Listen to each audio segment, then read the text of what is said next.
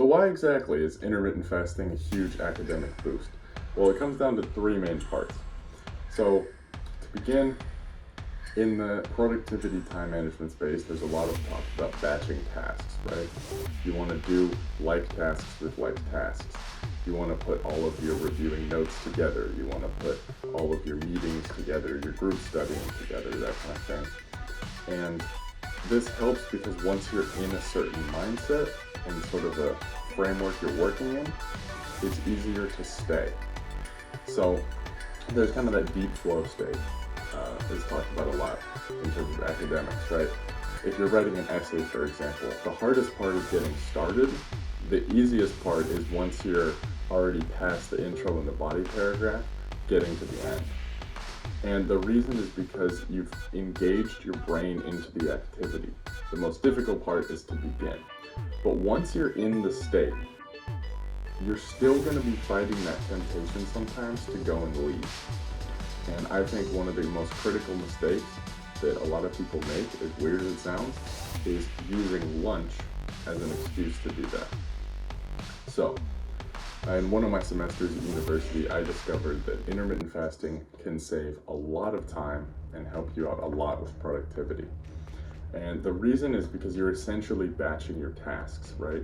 You're doing your studying together, and then you're essentially eating 2 meals worth of food in roughly the same amount of time. Honestly, I found that meal is more pleasant. It's a little bit more relaxed. So what a day would look like where I do this, I'd get up, go to my classes. My last semester, I had classes stacked from 9 to 1 straight through, so 4 back-to-back hour lectures. I really like that method of not having breaks because once again, it batches the tasks together.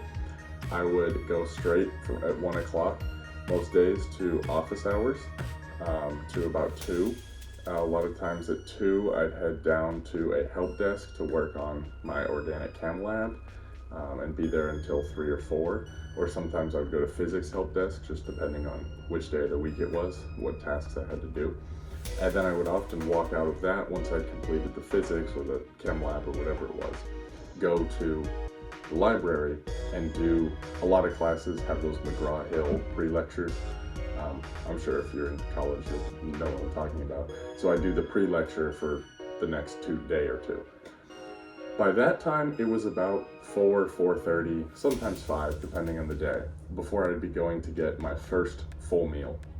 I will note some days, I'd have like a cup of coffee and like a yogurt during a class or something, or in those like 10 minutes between class, but that wasn't a huge waste of time because that was such a small amount of time, and most of the time I would eat it in class anyway, so I was kind of grouping those together. But my first real, going to sit down, eat a full meal, would be at 4 or 5 o'clock. Now, that sounds really crazy, and a lot of people have asked, how do you have energy through the day to do that? Weirdly enough, you have more energy. When you don't eat, you don't really get that mid-afternoon lull. I'm not sure the exact one-to-one science behind it, whether it is the blood sugar, then insulin response, or whether it has to do with your parasympathetic nervous system turning on because of the gut. But you don't really have that afternoon, slow down crash after lunch. You'll start to get tired through the day as you're completing things, but it's more of the kind of exhaustion you feel after completing tasks, not that sort of sudden slowing down after the meal. And so I found it very effective to just cram all the work before and then go have a meal at 4 or 5 p.m. Now, 2 important notes here. Make sure you're getting the nourishment you need. Like I said, I would skip lunch and go for my first late lunch dinner at probably 4 to 5 p.m. However, I would go sit down, and I'm on a bulk, so I'm trying to get a lot of calories, and I would sit down and have a 2,000 to 2,500 calorie meal, and then probably an hour and a half later, I'd have another 500 calorie snack, and then after the gym at night, I was probably eating about another 1,000 calories. So even though my feeding window was from 4 to 10 p.m., I was still getting 3,000 to 4,000 calories a day. So just make sure you're getting enough nutrition. If you skip lunch, you're gonna have to eat a larger dinner or multiple dinners. Do know that, don't starve yourself. Nutrition is very important. And then the second thing is This may not be for absolutely everyone. Most people find health benefits with intermittent fasting. There's some research supporting it can be good for the gut and the metabolic health and that kind of thing. But some people have certain medical conditions or are prone to fainting or that kind of thing that makes it not the best for them. So be mindful of that. It may not be for you. But for the general population, I do recommend it.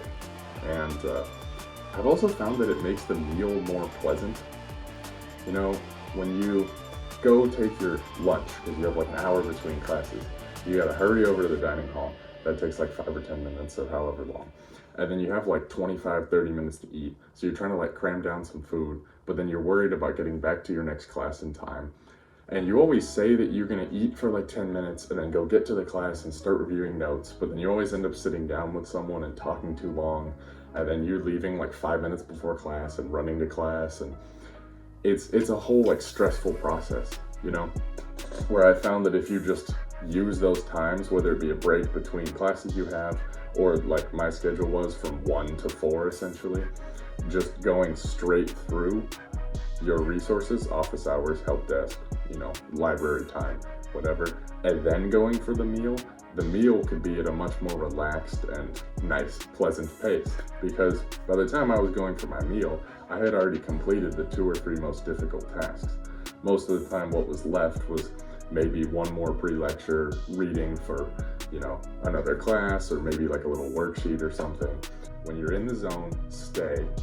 And once you're done with the tasks, or once you really are needing the break, then go. And by that point, you'll find that the break is often a lot more enjoyable because you'll have completed the more difficult and demanding things. And then you're moving on better throughout your day. So I would generally recommend a little bit of intermittent fasting for most people, for most college students. Give it a try for like a week or 2, see how it works. Let me know if it works in the comments. And I'm Pro Gain Knowledge. I'll see you guys later.